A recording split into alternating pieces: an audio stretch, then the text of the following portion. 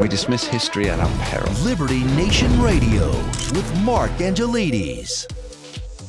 The war between Ukraine and Russia continues to drag on, and more than 2 years down the line appears no end in sight. Or is there? Well, we're very fortunate to have with us Liberty Nation's national security correspondent, who also happens to be a former Principal Deputy Undersecretary of Defense Controller and happens to know everything there is to know about national security, strategic defense, and things of that nature. Dave Patterson, how are you, sir? I'm doing well. Thank you for having me on. Good to be with you.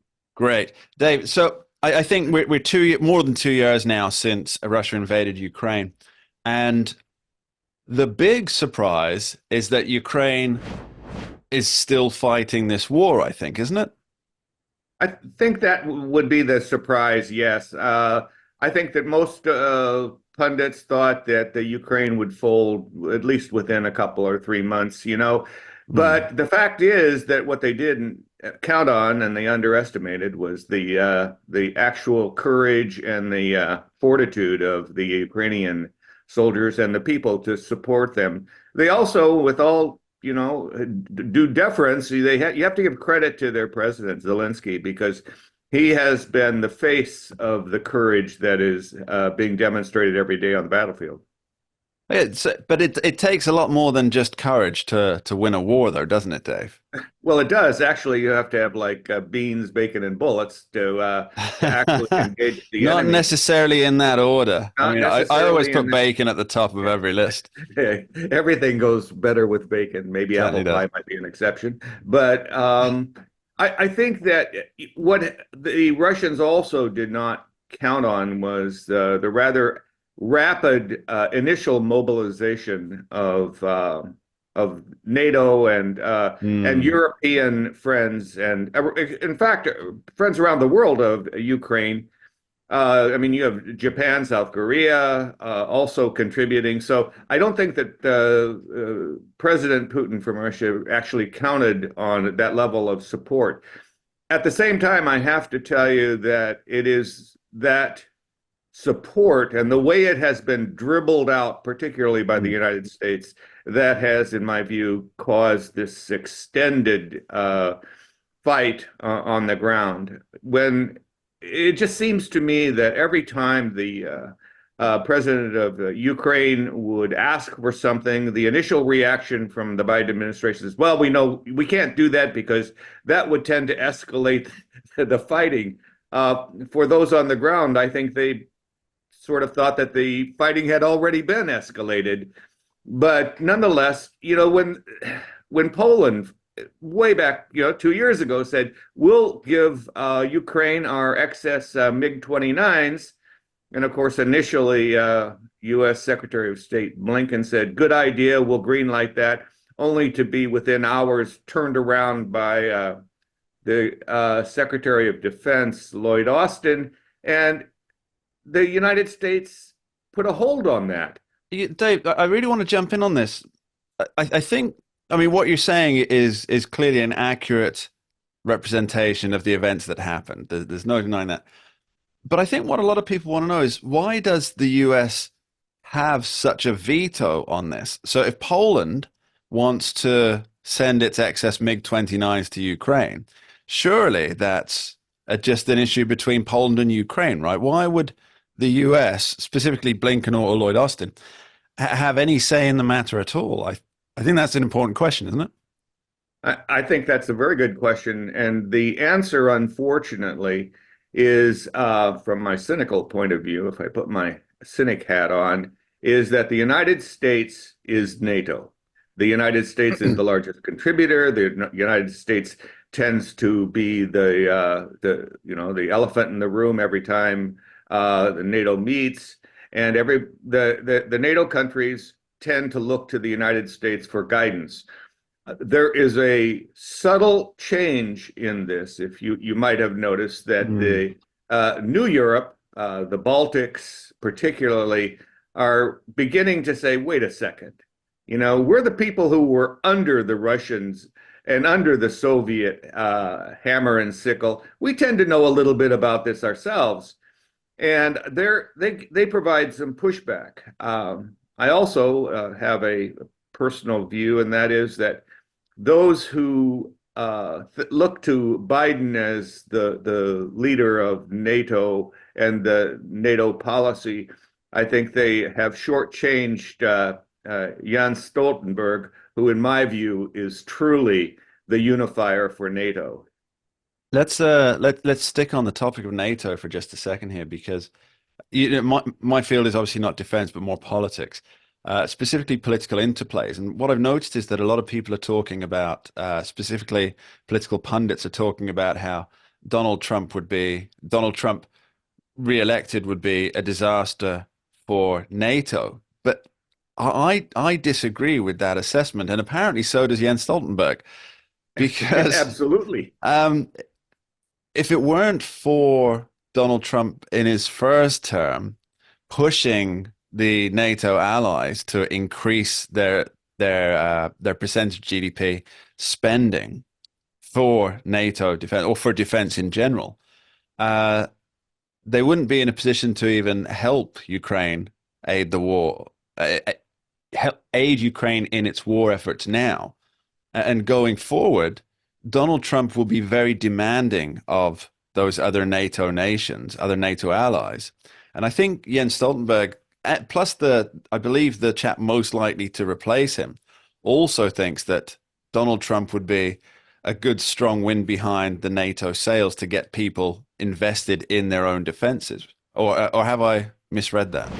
No, I think you've accurately assessed that. And one of the things that I always point to is that on the occasion of former President Trump's first trip to NATO, where he really laid down, the law to NATO that they needed to do more than under 2% of their GDP, and really, put some heavy words on them, and everybody, all the pundits came back and said, "Oh, what a crass, crude guy Trump is." I mean, just think about this. I mean, he's really putting our great allies in NATO to the test. He shouldn't be doing that. They're doing what they should do.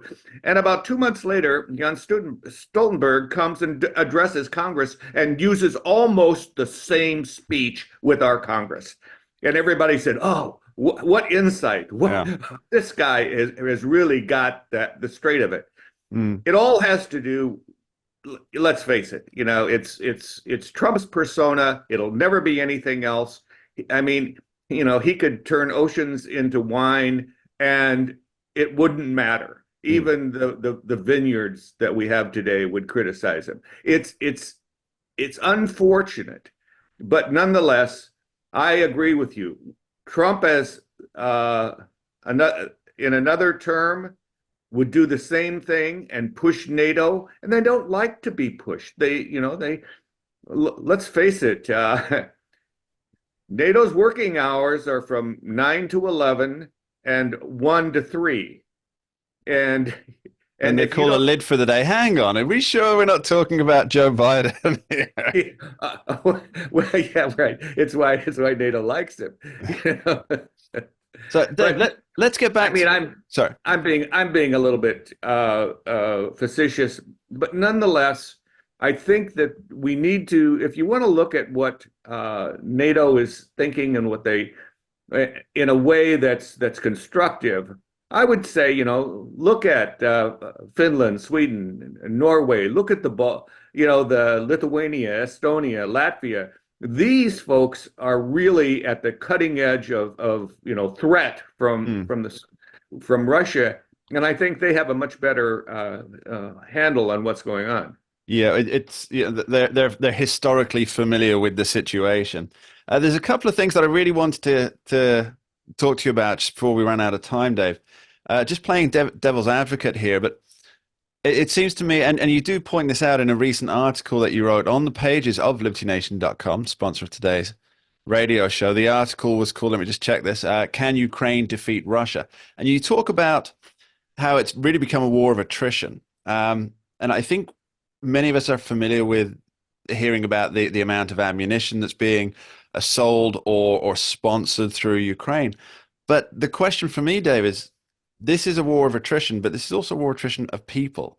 And how much longer can Ukraine hold out before it becomes, I don't know how to say this, I guess a generational travesty in terms of it will never be able to recover its population again with the amount of young men's lives spent on the battlefield? I think that's a very real concern. I think that the help that's needed and has to be provided in a much more dynamic and forceful way. You can't sit back and let the Ukrainian artillery tubes go fallow when they need 8,000 rounds a day, and now they're down to 2,000 rounds a day. That just can't continue. You need to encourage Ukraine to attack Russia in kind. I mean, I found it perverse in the most absurd way that the United States would criticize Ukraine for attacking Russian infrastructure, that energy infrastructure, and tell them not to do that when every single day the Russians have attacked Ukraine infrastructure and their energy. This is ridiculous.